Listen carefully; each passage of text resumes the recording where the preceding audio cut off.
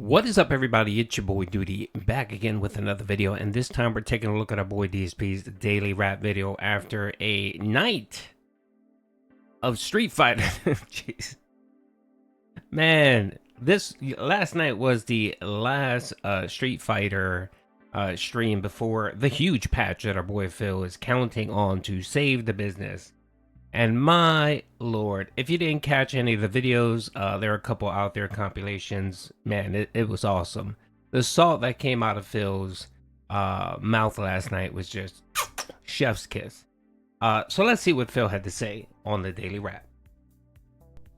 Good evening, everyone. Phil here, and welcome to the Daily Wrap for what was Monday, the 20th of May, 2024. Also known as the day that was the final day before brand new content hitting, because now starting tomorrow, we're going to have new releases, updates, and all kinds of fun new stuff in the rotation. So let's talk a little bit about that. Today, on the Level 1 podcast, there were two major topics of discussion. The first being that there was ginormous information released today about the upcoming Multiverses release on May 28th, including brand new characters that were previously unannounced, certain things about game modes and things like that. So, looked pretty good. And in addition to that, a big discussion about upcoming events.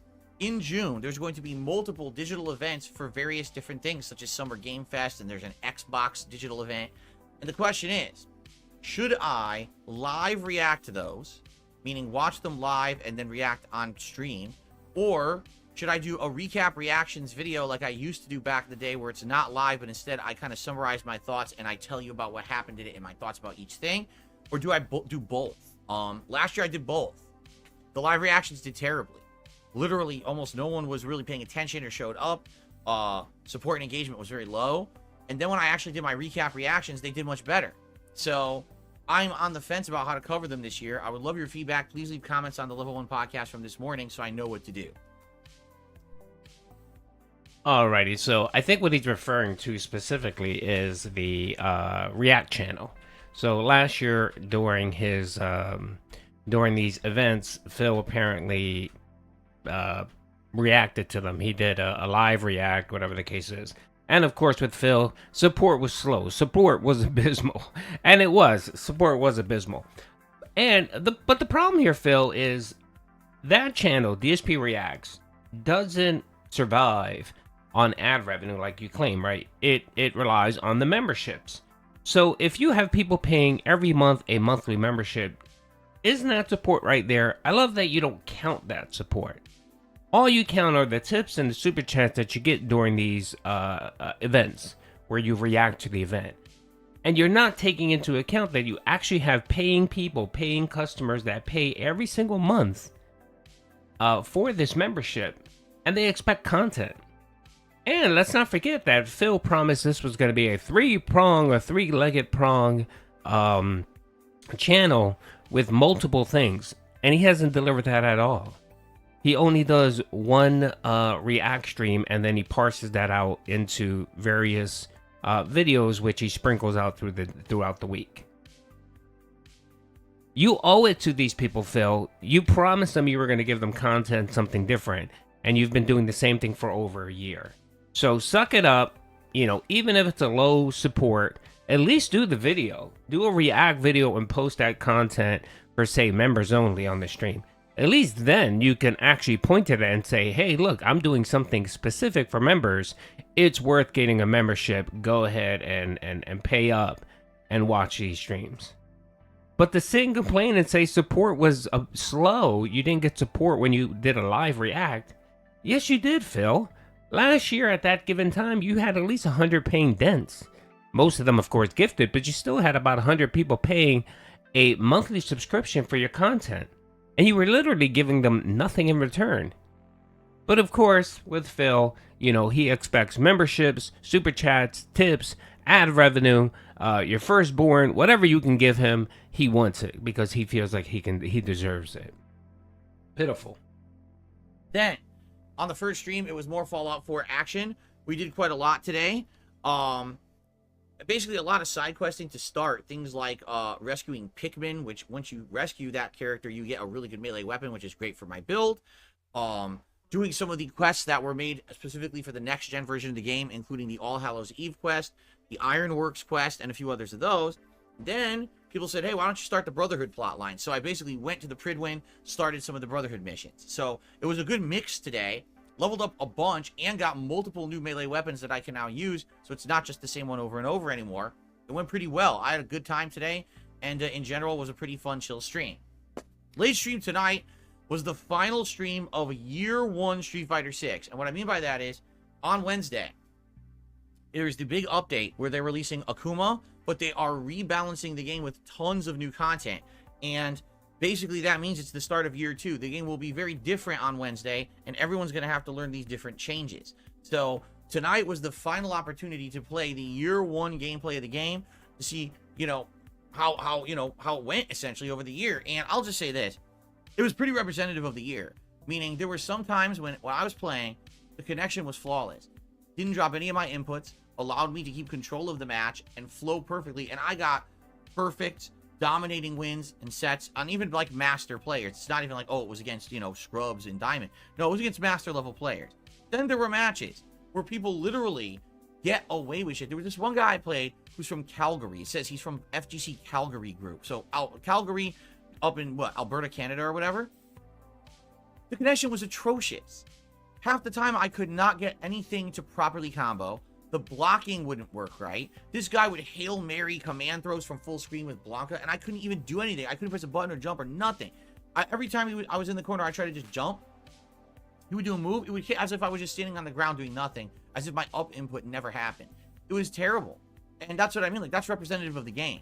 The game will say the same millisecond connection, yet two people, it's like night and day. I fought other people who was like 40 millisecond connection was great, and then I played this one guy and it's fucking terrible. It's like, yeah, I know why, because he's in fucking Canada. The connection isn't 40 millisecond. The game is full of shit. So it frustrates me when I lose, and it's not losing because I'm outplayed. It's not losing because, I made mistakes. Oh, it's because the fucking game sucks online. And that's 50-50 at this point.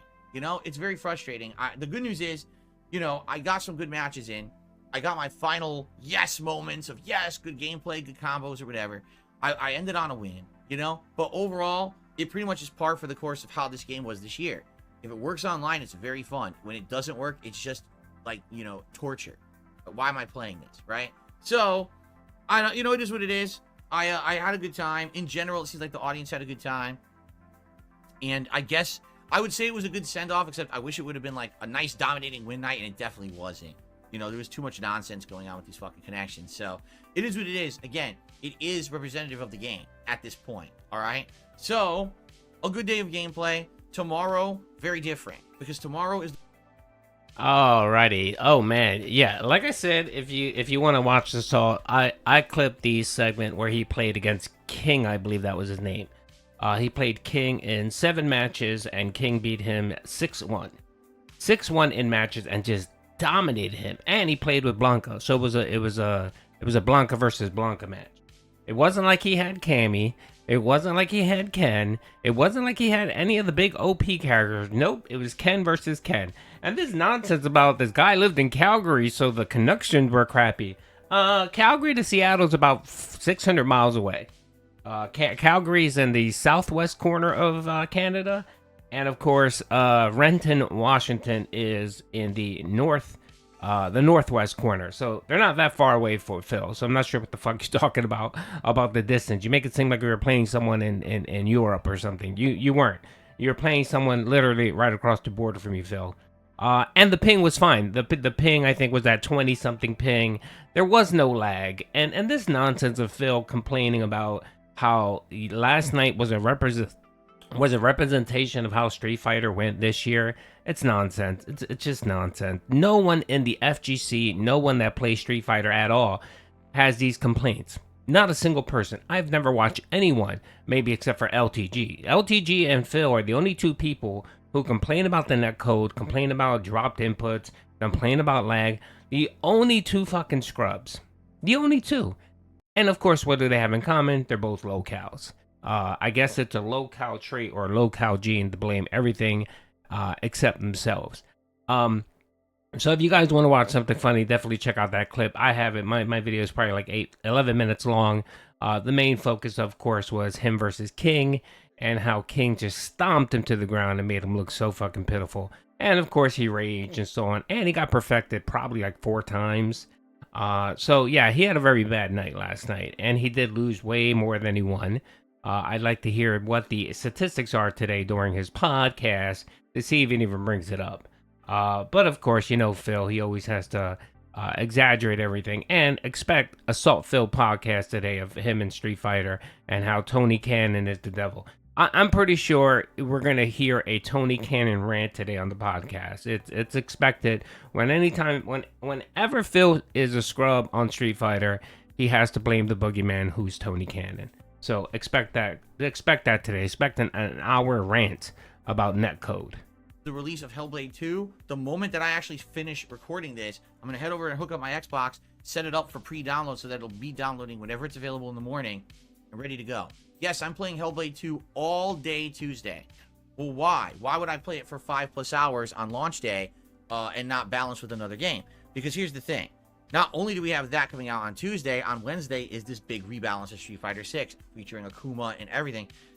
I'm not really going to be able to commit enough time to both games unless I play the crap out of them the moment that they're out. So if I play 5 hours of, Hellblade 2 on Tuesday, it's okay that I'm not playing it on Wednesday.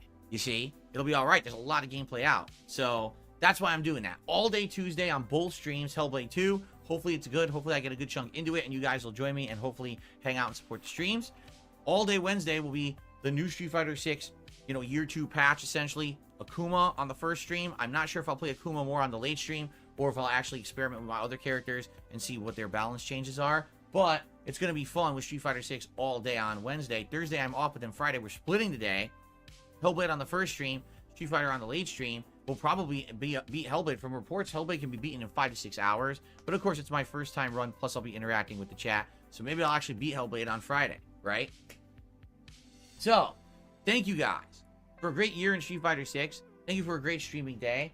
FYI, Fallout 4 is not going to be played for a while now, probably at least a week, because I'm going to be balancing these 2 games, plus there's a marathon going on this coming Saturday of indie games, So I got to get ready for that, and that's going to take priority. So Fallout will return. I love playing Fallout 4, no worries, it is coming back. It's just going to be a little bit, but I'm very excited for Hellblade 2 tomorrow. I hope you'll join me for it, okay? So I hope you have a good night. Enjoy. God, I'm not really that interested in Hellblade, so I really don't care. I really hope and sorry if anyone out there that is really wants to play Hellblade 2 and is excited and wants it to be a good game, but I'm hoping, and I'm sorry, but I'm hoping that it is, say, another Scorn. I want that sucker to be a Scorn style video game where it's just not great. It pisses Phil off, and of course, zero support. I would love to get another Scorn rant. That would just be beautiful on this Hellblade 2. I haven't researched much of the game. I don't know what it involves. I mean, 5 hours, that doesn't sound good. If it takes 5 hours to beat this game, that's not bad. That's terrible, especially since it's been in development for what, 7 years, almost 7 years. A 5-hour campaign is just not gonna be good. It won't save the business, Phil. Sorry. So anyway, that's it, folks. I hope you guys enjoyed the video. Peace out.